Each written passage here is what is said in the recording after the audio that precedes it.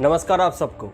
आप सब लोगों को तो पता ही है कि 13 मई 2023 को कर्नाटका के जो विधानसभा इलेक्शन हुआ था उसका रिजल्ट निकल चुका है और हम सभी को पता है कि कांग्रेस इस इलेक्शन को जीत चुका है। और साथ में हम लोग ये भी कह सकते हैं कि बीजेपी यानी भारतीय जनता पार्टी के पास साउथ इंडिया में जो बस एक स्टेट उनके हाथ में था वो भी उनके हाथ से निकल चुका है। तो आज हम लोग इसी चीज़ को लेकर डिस्कस करेंगे और जानने की कोशिश करेंगे कि किस किस चीज़ की वजह से बीजेपी के हाथ से ये स्टेट निकल गया।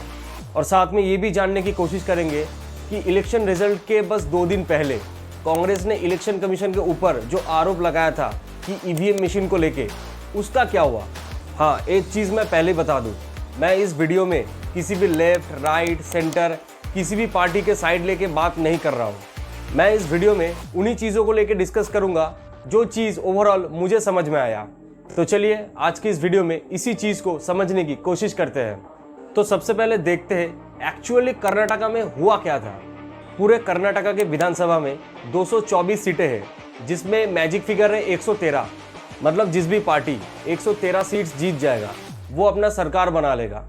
तो अब तक हम लोगों को तो पता ही है कि कांग्रेस को 135 सीट मिले हैं, जहां बीजेपी को मिला है 66 सीटें, जहां बीजेपी के पास इससे पहले 105 सीटें थी और जेडीएस यानी जनता दल सेकुलर ने 19 सीटें जीती। इस रिजल्ट के बाद बसवराज बोम्मई जो कर्नाटका के पहले चीफ मिनिस्टर थे, उन्होंने बताया कि हम लोगों ने बहुत कोशिश की, हम लोगों ने, हमारे नेताओं ने, यहाँ तक कि प्राइम मिनिस्टर ने भी बहुत कोशिश की, पर सबके कोशिश करने के बाद भी हम लोग इस इलेक्शन को जीत नहीं पाए।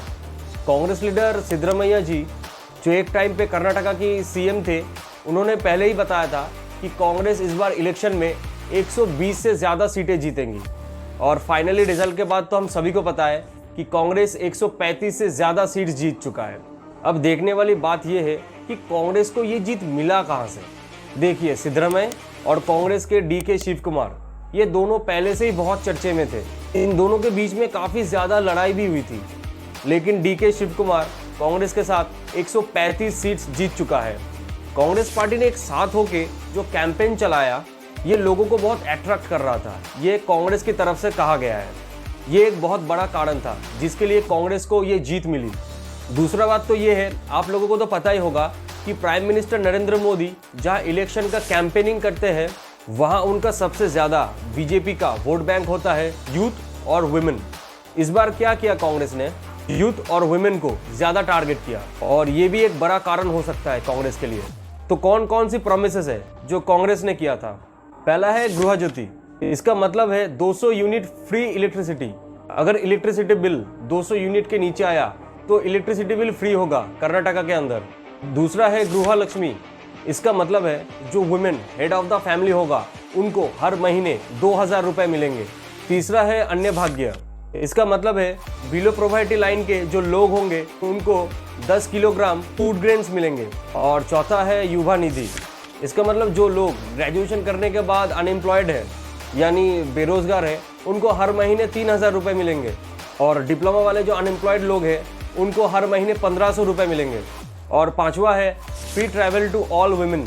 कांग्रेस पार्टी का कहना है कि Karnataka state road transport corporation और बेंगलुरु मेट्रोपॉलिटन ट्रांसपोर्ट कॉरपोरेशन के अंडर में जो बसेस होंगे उसमें महिलाएं फ्री ट्रैवल कर सकते हैं।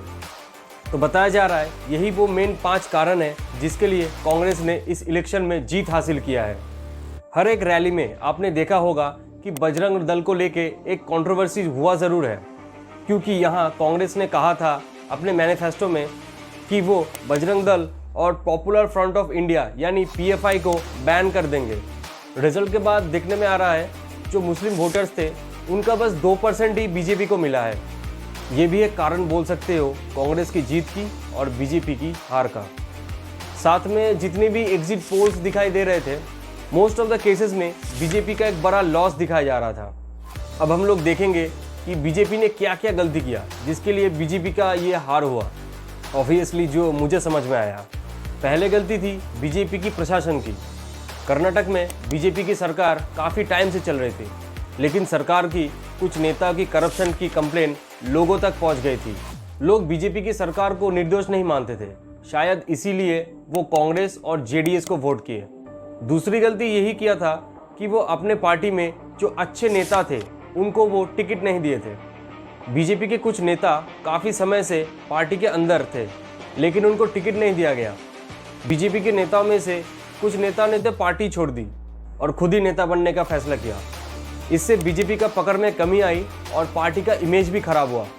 अब हम लोग देखेंगे कि कांग्रेस और जेडीएस ने मिलकर कैसे अपना जीत का फ़ायदा उठाया। सबसे बड़ी बात यह था कि कांग्रेस और जेडीएस इन दोनों ने एक दूसरे के साथ मिलकर जीता था। दोनों पार्टीज़ ने अपने अपने सॉलिड जो नेता थे उनको टिकट दिया और लोगों की उम्मीदों पर खरी उतरी। इससे इन दोनों पार्टीज़ के बीच में अच्छा बॉन्डिंग बना और लोगों को इन दोनों पार्टीज़ पर अच्छा विश्वास हुआ। दूसरी बात ये थी कि कांग्रेस और जेडीएस ने दोनों मिलकर अच्छा काम किए थे, जिसकी वजह से लोग उनके ऊपर विश्वास कर रहे थे। कांग्रेस और जेडीएस ने अपने सरकार के टाइम पे लोगों की तरक्की और गवर्नमेंट स्कीम्स निकाले थे। इससे लोगों को इन दोनों पार्टीज़ के ऊपर विश्वास बना और इन दोनों पार्टीज़ ने मिलकर बीजेपी को हराया। 1985 से अभी तक एक भी सरकार ने कर्नाटका में दोबारा जीत के नहीं आया। मतलब 1985 से कर्नाटका में हमेशा रूलिंग पार्टियां हारती रही। पर 2004 और 2018 में कांग्रेस ने दोबारा सरकार बनाया था, पर वो गठबंधन की सरकार बनाई थी जेडीएस के साथ, जो 1 साल के बाद ही टूट गया। अगर वोट शेयर की बात हो तो वो भी मैं आपको बता दूं, 2018 में बीजेपी के पास 36% वोट शेयर थे और इस बार भी कुछ ऐसे ही रहा। कांग्रेस के पास जो वोट शेयर था वो 2018 में 38% था, जो इस साल बढ़ के 43% हो चुका है। लॉस जो हुआ है वो जेडीएस का हुआ है। इस साल 5% वोट शेयर गिर के जेडीएस 13% पर आ चुका है। अगर आप लोग देखोगे वोट शेयर के मामले में तो बीजेपी का जो वोट शेयर था वो पहले जैसा सेम रहा।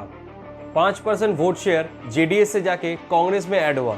ये सब देखने के बाद आप कांग्रेस पार्टी के लिए ये कह सकते हो कि यहाँ कांग्रेस पार्टी के द्वारा सब्सिडीज़ का बात ज़्यादा किया गया था। जहाँ आपका गृह ज्योति स्कीम है, जहाँ लोगों को 200 यूनिट इलेक्ट्रिसिटी फ्री में मिल रहा है। फिर आपका गृह लक्ष्मी, जहाँ फैमिली के हेड वुमेन को हर महीने 2000 रुपये मिलेगा। अन्य भाग्य, फ्री ट्रैवल टू वुमेन। अब आया युवा निधि स्कीम। इस पे अनएम्प्लॉयमेंट बैचलर्स डिग्री वालों को हर महीने 3000 रुपये और डिप्लोमा वाले अनएम्प्लॉयमेंट लोगों को 1500 रुपये हर महीने मिलेंगे। ऐसा ही स्कीम डेवलपमेंट देशों में भी देखा जाता है, जैसे कि फिनलैंड देश में अगर कोई अनएम्प्लॉयड है तो उसको हर महीने 800 यूरोज़ यानी 70,000 रुपये मिलते हैं। सोचिए अगर हमारे यहाँ भी ऐसा ही सिस्टम होता तो। एनीवे, अगर ऐसा है तो सवाल है लोग जॉब करना क्यों चाहेंगे? इसका जवाब है फिनलैंड की सरकार के सिस्टम में। इनका ये अनएम्प्लॉयमेंट बेनिफिट्स ज़्यादा से ज़्यादा 400 दिनों के लिए होता है। उनको रजिस्टर करना पड़ता है एज ए जॉब सीकर कि वो जॉब ढूंढ रहे हैं। हर महीने उनको सरकार को एक रिपोर्ट देना पड़ेगा कि उन्होंने कितने एप्लीकेशंस दिए, कितने जगह से उनको रिजेक्ट किया गया, उनका अपडेट्स क्या है, सरकार को दिखाना पड़ेगा एज ए प्रूफ। अगर उनको ये बेनिफिट्स चाहिए तो उनको ये बेनिफिट्स तभी मिलेंगी अगर उनके पास एक मिनिमम एजुकेशन क्वालिफिकेशन हो। देखिए कितना अच्छा प्रोसेस है। क्या हमारे यहाँ ऐसी स्कीमों को ऐसे मॉनिटर किया जा सकता है? आप लोगों को क्या लगता है? नीचे कमेंट बॉक्स में ज़रूर बताइएगा। 11 मई 2023 को कांग्रेस के स्पोक्सपर्सन रणदीप सुरजेवाला ने इलेक्शन कमीशन के ऊपर ये आरोप लगाया कि कर्नाटका के स्टेट इलेक्शन में जो ईवीएम मशीनों का यूज़ किया गया है वो साउथ अफ्रीका से लाया गया है। मतलब उनका कहना है कि भारत सरकार ने उस ईवीएम मशीन को पहले भारत से साउथ अफ्रीका में भेजा, फिर वो ईवीएम मशीनों को वहाँ यूज़ किया गया, फिर वो ईवीएम मशीन्स को साउथ अफ्रीका से इंडिया मंगवाया गया। अब वही ईवीएम मशीन्स कर्नाटका के स्टेट इलेक्शन में यूज़ किया गया है। इसके जवाब में इलेक्शन कमीशन ने कहा कि उन्होंने कोई भी ईवीएम मशीन को बाहर से इंपोर्ट नहीं किया। जो भी ईवीएम मशीन्स यूज़ किए गए वो सारे के सारे उनके ईवीएम मशीन से। अगर वो चाहे तो इसको वेबसाइट पे इसको वेरिफिकेशन कर सकते हैं और रिजल्ट आने के बाद ऐसा नहीं लगता कि ईवीएम मशीन्स पे कोई घोटाला किया गया होगा। तो यही था कर्नाटका की विधानसभा इलेक्शन में बीजेपी की हार और कांग्रेस की जीत की। अब आगे कांग्रेस और जेडीएस इन दोनों पार्टीज एक साथ मिलकर कर्नाटका की डेवलपमेंट के लिए काम करेंगे।